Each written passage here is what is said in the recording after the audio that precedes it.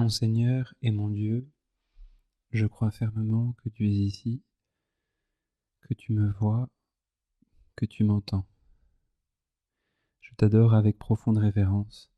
Je te demande le pardon de mes péchés et la grâce de faire avec profit ce moment de prière. Ma Mère Immaculée, Saint Joseph, mon Père et Seigneur, mon ange gardien, intercédez pour moi. L'autre jour, alors que j'étais en cours, j'ai un ami qui est professeur de biologie environnementale, et puis il enseigne un peu de philosophie. Il a plusieurs compétences et il enseignait euh, à des élèves d'économie, de droit, etc. C'est ce qu'on pourrait appeler une matière un peu croisée, pour essayer de leur parler un petit peu de ce que c'était bien la nature. Essayer de leur faire comprendre ce que c'était que la nature. Et donc il utilisait des images de la vallée de l'Vashtan, en Navarre, hein, au nord de Pampelune, là où le cours avait lieu. Et puis il a essayé de leur expliquer aussi comment est-ce que cette nature, même s'il n'était pas agriculteur, etc., se trouvait toujours à côté d'eux, trouvait toujours en face d'eux. Et donc il leur a montré des images d'hommes. Et j'étais assez impressionné parce que il a pris l'histoire d'un jeune homme qui avait été éduqué par son père de cette façon-là. C'est-à-dire que ce garçon-là, son père le frappait avec des câbles qu'il trouvait, avec des bouts de bois, des choses assez atroces.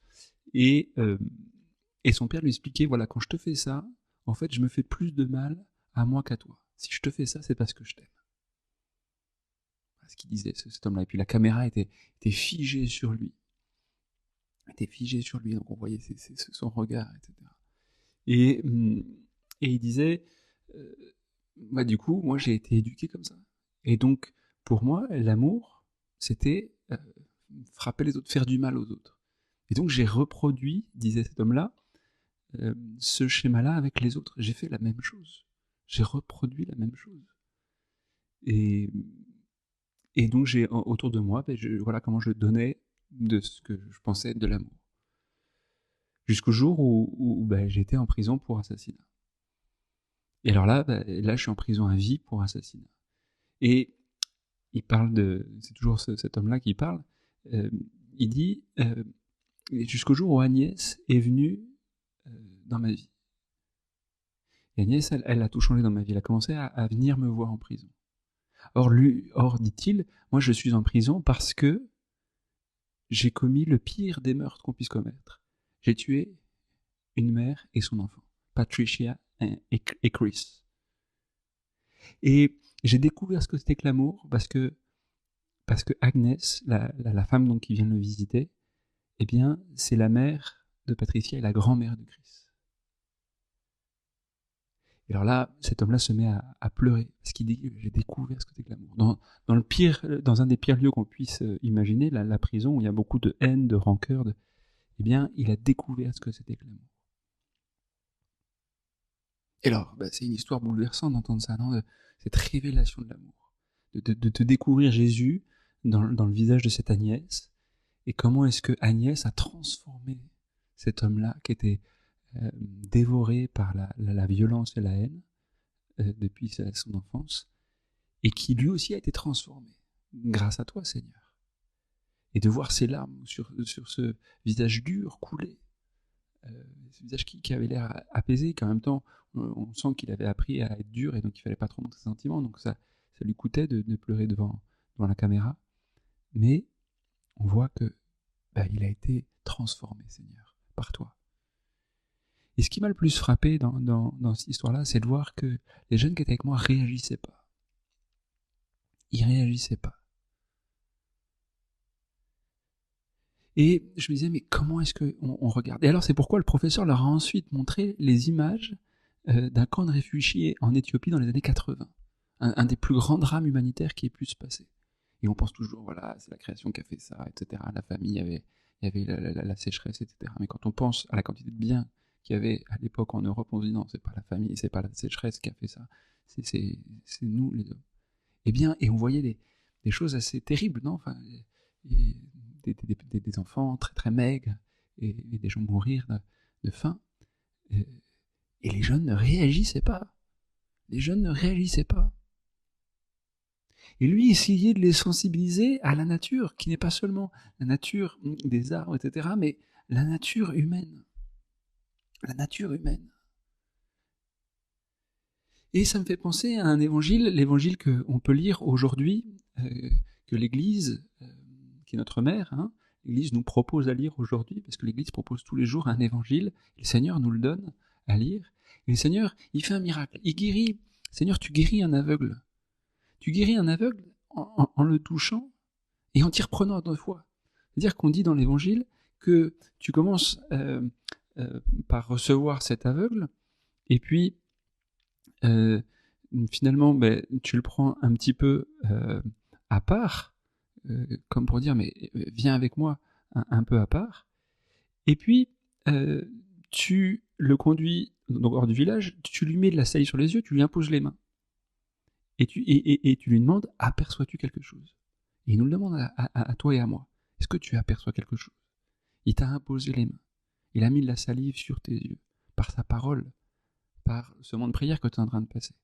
Et j'espère par le baptême que tu as reçu, et j'espère par la confirmation que tu as reçue, et par l'Eucharistie, et par la confession. Et l'homme disait, j'aperçois des gens, ils ressemblent à des arbres que je vois marcher. Souvent, tu vois, toi et moi, en fait, on est comme ça. On voit les autres comme des arbres. On n'est pas capable de les voir comme des hommes. On n'est pas capable de les voir comme des hommes. On se sert des autres. Toi et moi, on se sert des autres. Ou alors, on pense que, et c'est le symbole de l'arbre, hein, soit donc l'arbre, c'est un fruit, donc je vais prendre le fruit. Et donc, je prends l'autre et je me sers de lui. Et donc, je vois une personne qui arrive, et je me demande comment je peux me servir de lui. Je vois un pauvre, il ne peut pas me servir, donc je ne vais pas l'aider. Et ça ne me touche pas de voir un pauvre. Et le Seigneur, tu me demandes, mais qu'est-ce que tu vois? Il te dit, je vois des arbres. Ou alors, ça peut vouloir dire aussi, les autres, voilà, c'est du travail. Les autres, je dois travailler un arbre, on se dit, voilà, faut travailler la terre, pour qu'il donne plus de fruits. Et alors le Seigneur, du coup, il s'y reprend une autre fois pour te dire, mais t'as pas encore compris. Et ni toi ni moi n'avons encore compris. Parce que on a besoin de grandir. Tu vois, j'étais l'autre jour en train de parler avec une amie et qui me disait, eh bien, voilà, mon père, je crois qu'il va falloir que je réduise mon temps de prière parce que j'ai pas assez de temps pour travailler. Et je lui disais, non, mais pense-y bien, prie, etc. Non, mais je crois que c'est important. Et donc elle est partie faire une retraite, et au début de la retraite, elle dit, voilà, je suis en train d'essayer de voir avec le Seigneur les choses que je peux enlever dans ma vie de prière. Oh, écoute, vas-y, fais ta retraite, et puis tu me rappelles à la fin. Et elle m'a rappelé à la fin de la retraite, en me disant, en fait, je me suis trompé. Je voyais pas, j'étais aveuglé. Je voyais plus le travail qu'il y avait à faire. Je voyais plus le fruit que je pouvais tirer de mon travail que le Seigneur qui doit prendre soin de moi, qui doit changer mon cœur, et cette intimité extraordinaire à laquelle il m'appelle. Et c'est pourquoi le Seigneur lui a réimposé les mains une deuxième fois à cette jeune fille, et comme à toi, pendant ce moment de prière, il veut te réimposer les mains pour que tu puisses le voir, que tu puisses voir normalement, parce qu'on ne voit pas. On ne peut pas, même pas être sincère avec nous-mêmes. La sincérité, c'est pas une vertu seulement humaine. Ou en tout cas, c'est pas une vertu humaine qui peut s'acquérir à la force du poignet. Il n'y a que Jésus qui peut nous l'imposer. Par ses mains. Cette vertu qui peut nous la donner. Seigneur, il n'y a que toi qui peux le faire. J'ai besoin de toi. J'y vois pas, je me connais pas. Encore, cet après-midi, il y avait un gamin de 14 ans, 14-15 ans qui me disait, je lui disais, alors toi tu te connais? Il me dit, ah ouais, moi je me connais très bien. Et je pensais à la prédication que à la méditation que je devais préparer pour toi et moi, pour qu'on puisse prier un peu ensemble. Et je disais, tiens, voilà, sincérité avec soi-même, se connaître soi-même. J'ai besoin de toi, Seigneur, je suis aveugle sur moi-même, je me connais pas. Et je vois pas bien les autres. Je me vois pas bien moi-même, et je vois pas bien les autres. Parfois, je sens plus le devoir de ce que je dois faire envers les autres. Je sens plus, ou alors le désir de les prendre, hein, c'est soit je vois l'autre pour donner, soit je vois l'autre pour recevoir, au lieu de les voir d'abord comme un don de ta part, Seigneur. C'est des cadeaux. Chaque personne est un cadeau à contempler, à regarder. Et la nature, et je reviens à ce que je disais tout à l'heure, Seigneur, la nature, c'est d'abord un cadeau à contempler.